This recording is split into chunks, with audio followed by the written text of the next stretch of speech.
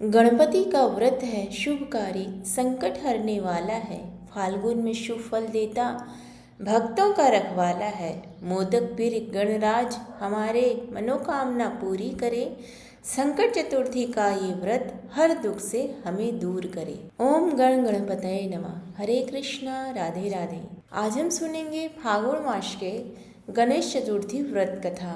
पार्वती जी पूछती हैं, हे गजानन, फाल्गुन चतुर्थी को गणेश जी की पूजा कैसे करनी चाहिए? इस महीने में किस नाम से पूजन होता है और आहार में क्या ग्रहण करना चाहिए? गणेश जी ने कहा कि हे माता, फाल्गुन चतुर्थी को हेरम नाम से गणेश जी की पूजा करनी चाहिए। पूजा का विधान पूर्वोक्त रूप से है।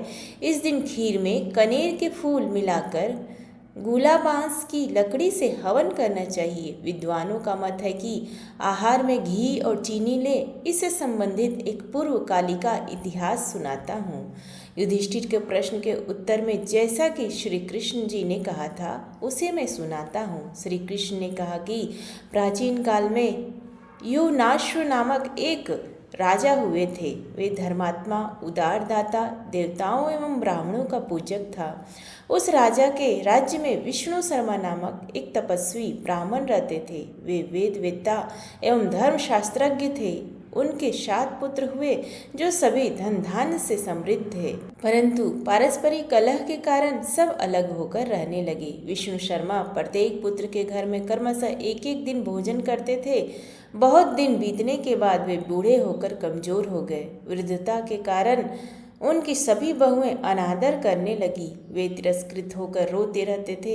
एक समय की बात है कि विष्णु शर्मा गणेश चतुर्थी व्रत रहकर अपनी बड़ी पुत्र वधू के घर गए। उस ब्राह्मण ने कहा कि हे बहुरानी, आज गणेश जी का व्रत है, तुम पूजन की सामग्री जुटा दो। गणेश जी प्रसन्न होकर प्रचुर धन देंगे।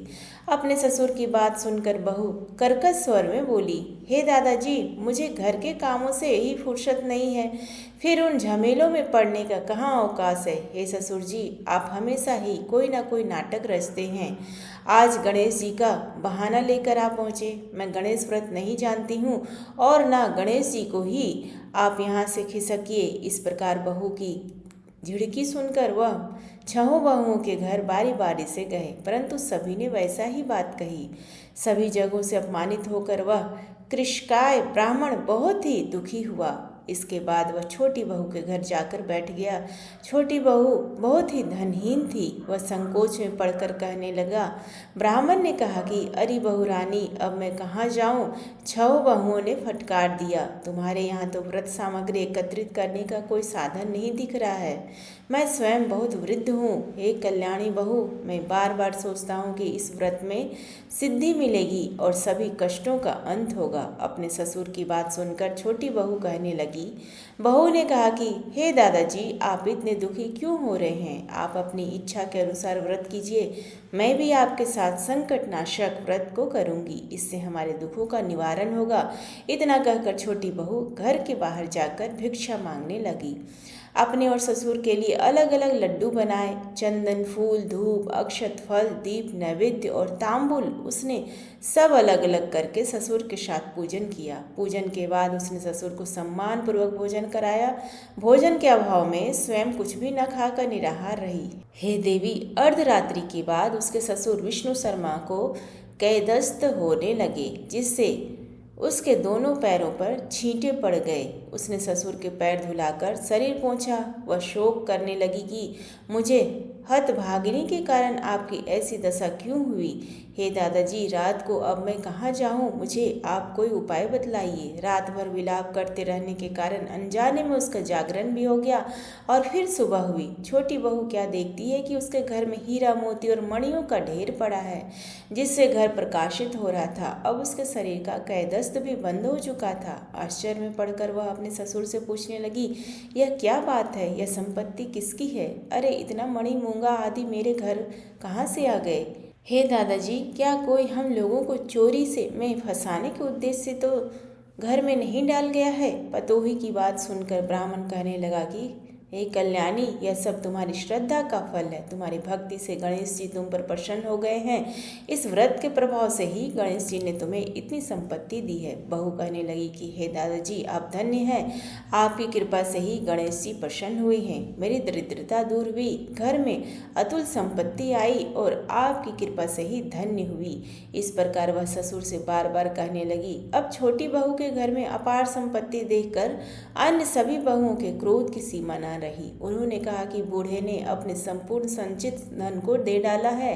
बंधुओं की पारस्परिक कला को देखकर विष्णु शर्मा डर कर कहने लगे कि इसमें मेरा कोई दोष नहीं है, केवल इस व्रत के प्रभाव से गणेश जी ने प्रसन्न होकर छोटी बहू को दिया है। गणेश जी ने कुबेर जैसी संपत्ति प्रदान की है। हे बहुओं, मैंने पहले तुम्हारे घर जाकर व्रतानुष्ठान का अनुरोध किया था, परंतु तुम लोगों मुझे ने दुत्कार दिया। छोटी बहू ने भिक्षा मांगकर पूजन सामग्री जुटाई।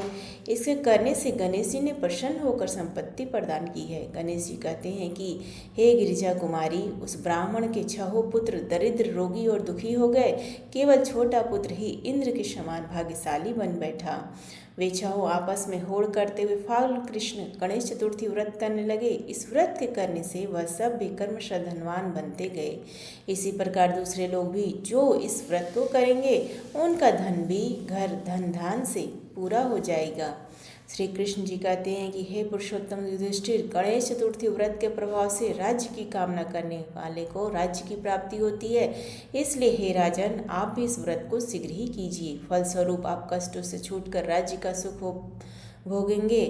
श्री कृष्ण जी के मुख से इस कथा को सुनकर युधिष्ठिर बहुत प्रसन्न हुए और व्रत करके गणेश जी की कृपा से अखंड राज्य के अधिकारी हुए। हे गणेश भगवान, जैसे आपने छोटी बहू को धन संपत्ति सुख संपदा दी, वैसे ही इस व्रत को करने वाले को सभी मनुष्यों को धन संपत्ति और सुख संपदा से सम्मिलित करें, सुख संपदा से परिपूर्ण करें। इस कथा को सुनने के लिए आप सभी का बहुत बहुत धन्यवाद। प्रेम से बोलिए श्री गणेशाय नमः।